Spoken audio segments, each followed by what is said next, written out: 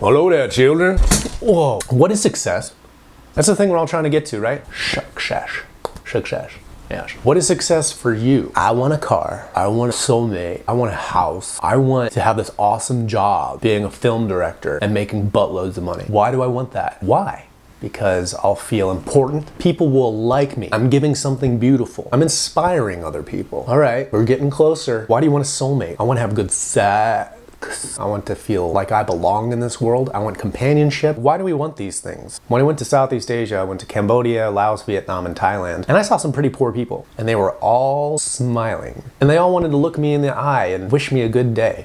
But you're so poor, dude. How are you so happy? A lot of people don't take that courageous step to stand alone and say, I'm gonna choose what success means for me. If you got tens of thousands of dollars on the line and you're just killing it with getting obsessed in the crypto game, that sounds kind of stressful to me. For you, it might be a jolly good day in the park. I think a lot of people are trying to please others or have this look at me image that's saying, hey everybody, I'm successful. You're always gonna be let down because we're not being true to ourselves. We haven't really defined what that success means. Here's one for you. My life goal is to die smiling.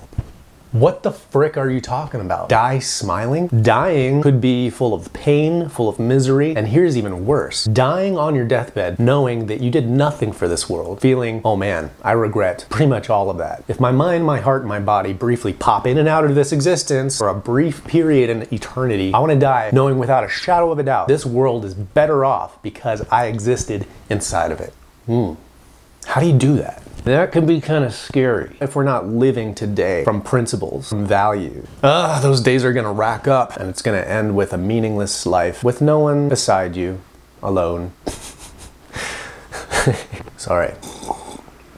That was grim. Instead of visualization, what about feelization? You actually imagine the feeling you want to live inside of. Objects and things are transient. They leave, they break, they transform, or they die. That's the rules of this world. Objects in and of themselves are meaningless. What about living inside of a process? Living inside of a state? A lot of people kind of go through Groundhog Day like this. That kind of sucks. The moment there's a 1% decline, that's hell. Because you know your life's not getting any better. Success doesn't have to look like this. Success can just be a 0.01% increase. Because once that curve starts to move, things are cool. The idea of commitment is powerful. Once we commit to this curve, some days we're just not feeling it. But you committed, right? The word decide means to cut off. If you cut off your arm, you're committed. That ain't growing back, at least for another 50 to 100 years when we have the technology to grow that back in med pods. Here's one for you. Like you have no skills, got no money, got no business. How about a different parameter of success? When all is said and done, what if success comes from sincerely committing to benefiting every person you contact? If we do that, our lives can never lose meaning.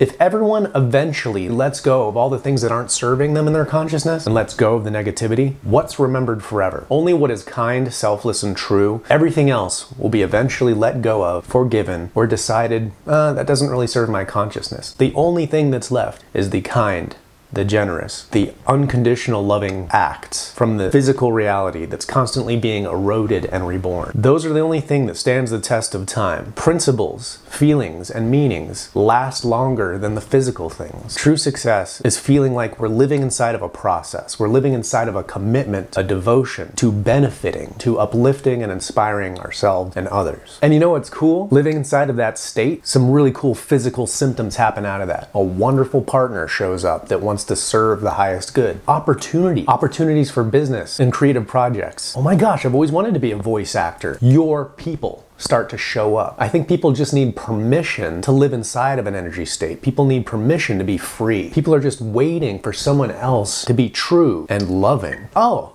okay. I feel safe enough to do that too. Right on. You're my people now. When all is said and done, success comes from committing to sincerely benefiting every person you contact. If there is no world and it's only what we decide is the world, your level of consciousness defines your success. From a higher level of consciousness, all of a sudden problems aren't problems. You're seeing them from a higher vantage and you're going straight to the heart. You're going straight to the solution. Things can heal so much faster. Things can resolve themselves instantly. You're seeing the greater context. When you're looking at things from an unconditional giving point of view, your decisions are prioritized and organized in something that's benefiting the whole, that's benefiting so many other people. The personal self, the ego. You know, everyone's calling it the ego these days. I'm trying to manipulate others' perceptions of me. I'm successful. Look at how cool I am. How am I benefiting others? How am I really impacting and inspiring other individuals, other selves? That is a life of success. You're living in a state. You're living in an inspiring, supportive world. You want to die smiling. How can I sincerely benefit every person I contact? And that's not someday in the future sort of thing. That's how am I going to do that today? Because all of life is just a bunch of todays racked up. Is this world a helpful and inspiring world? Or are you alone? Trying to achieve success alone? It's not very meaningful. You're just going to get your car and your hot wife, and then your house is going to burn down, she's going to divorce you, and everyone thinks you're douchebags McGee. Because you were just in it for yourself, weren't you? You know, nice cars and nice watches and hotties with bodies, cuties with booties. They're kind of nice. Damn, they're nice. All of life is small things. Do you want to self-define your success, or do you want to be successful of what the world terms success? You choose.